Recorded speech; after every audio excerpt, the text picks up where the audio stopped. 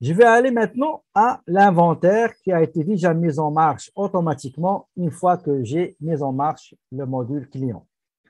La première chose qu'il faut faire, il faut créer groupe de produits. Et après, les produits. Donc, groupe des produits et après les produits. Groupe des produits et après les produits. Ça veut dire la famille et après, on va créer les membres de la famille, les membres qui vont appartenir à cette famille, qui vont appartenir à ce groupe, qui vont appartenir à cette catégorie. Donc, pour ce faire, je vais aller au groupe. Je vois qu'il n'y a aucun groupe qui a été créé. Je clique sur cette icône-là. Quelle est la référence du groupe? Selon le cas, donc c'est 1, le numéro. Vous ne pouvez pas mettre des références alphabétiques, c'est juste numérique. Donc, je mets 1. La description. Ce groupe-là, cette famille-là, comment elle s'appelle? D'accord? Donc, je saisis la description, c'est console de jeu. Donc, console de jeu. Donc, console de jeu, dans cette famille, dans cette catégorie, dans ce groupe de produits, vont appartenir les produits qu'on va créer. Ici, on a un seul produit, donc ce n'est pas grave. Et après, quels sont les comptes de vente à utiliser?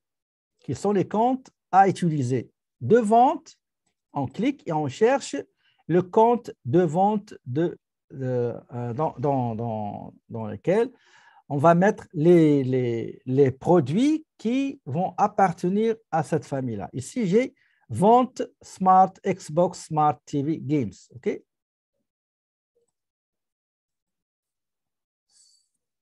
Smart. Voilà. Donc, ça, c'est le compte, catégorie et description. Maintenant, je clique sur compte achat. 6001, compte achat. Je clique sur compte achat. Compte achat, excusez. 6001. C'est celui-là.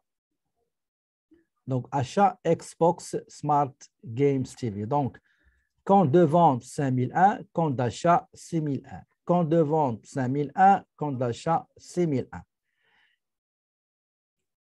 Et j'enregistre. Et voilà, le groupe a été bel et bien créé. D'accord? Si je clique sur groupe produit, je vais voir, si vous avez 30, vous allez voir 30. Si vous avez 5, vous allez voir 5. Maintenant, la famille a été créée. Par conséquent, on va créer les membres de cette famille. Les membres de ce groupe de produits, les membres de cette catégorie. Donc, c'est les produits. Je clique sur produits, donc il n'y a rien ici.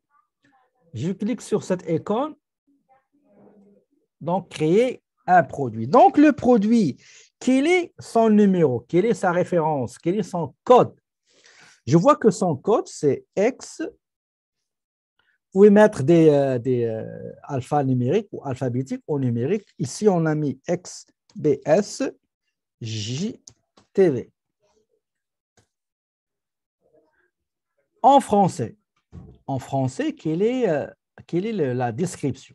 D'accord? La description, je suis toujours dans le dossier. OK. En français, attendez, ce ne sera pas long. Qu'est-ce que j'ai mis?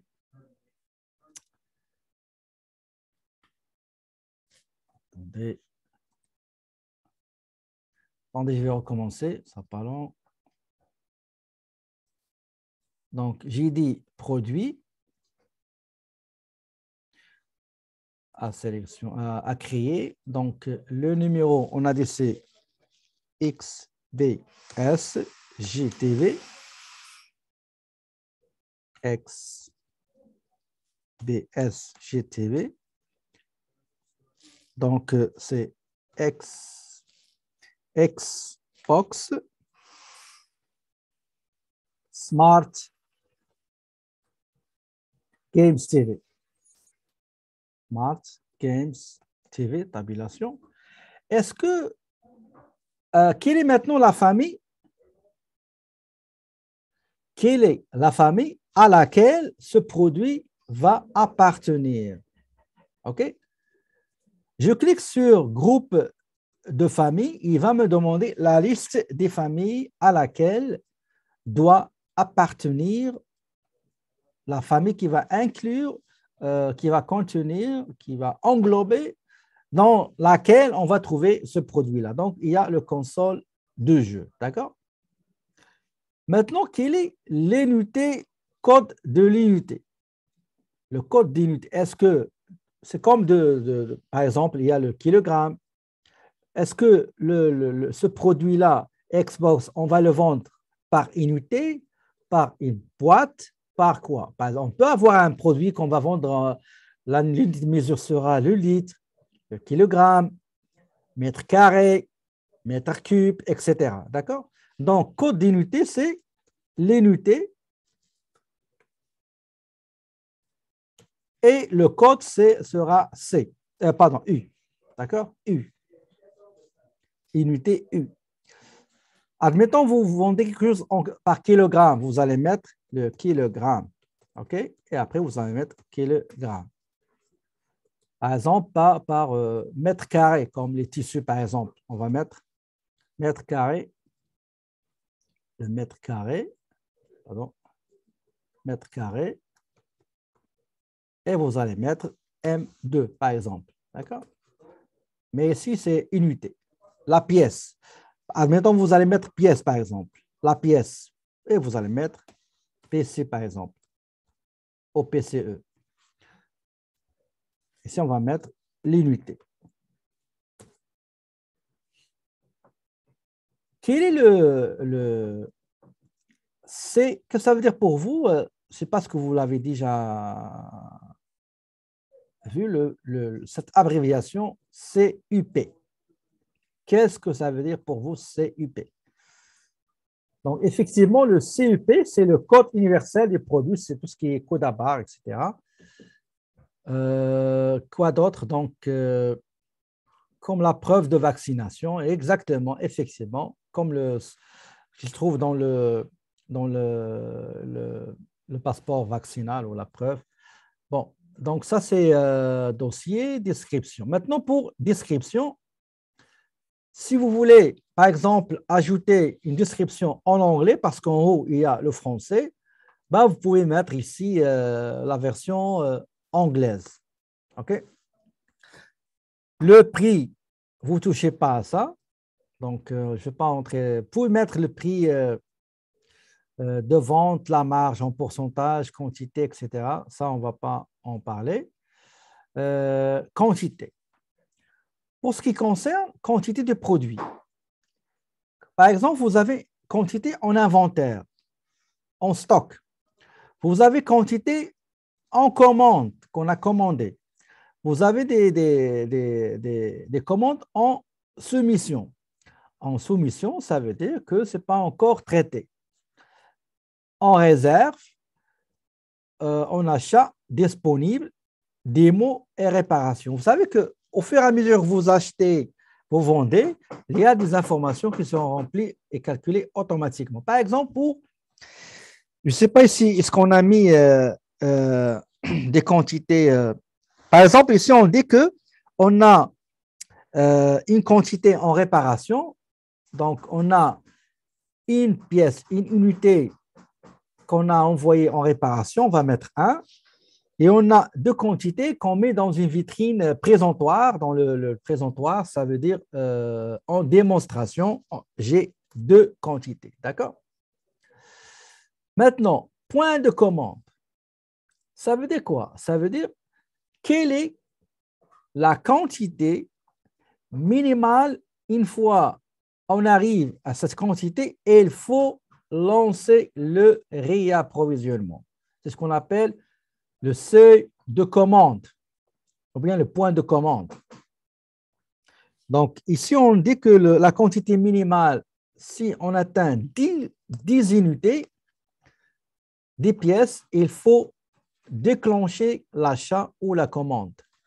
Quelle est la quantité à acheter maximale? On ne peut pas dans le stock, il ne faut pas avoir plus que 50 articles. Si on a 50, c'est correct. D'accord? On ne va pas procéder à d'autres achats. Ça, c'est quantité. Maintenant, fournisseur. Vous pouvez sélectionner, vous cliquez et vous sélectionnez quel est le fournisseur pour ce produit-là.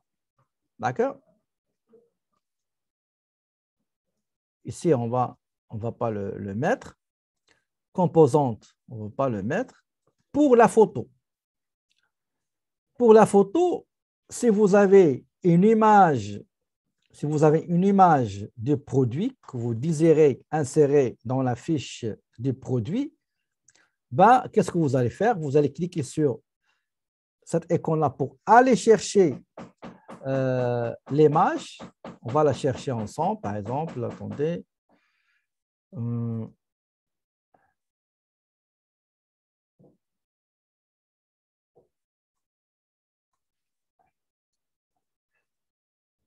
Je cherche le fichier. Voilà.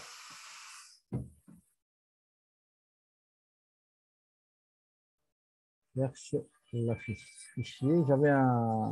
J'avais une photo. Donc, comme je dis, pour insérer une photo, je vais aller chercher la photo. Je vais aller chercher le fichier. Pas long. Bureau. Celui-là. Ah, je ne sais pas quoi. Oh. Je n'ai pas mis l'extension de l'image. OK? Sinon, je vais mettre tous. Voilà, j'ai l'image Xbox, elle est là. Je ne sais pas pourquoi ils n'apparaissent pas.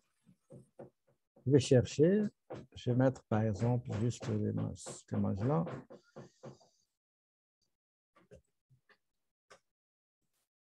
Sincèrement, je ne sais pas pourquoi la dernière fois, et je l'avais.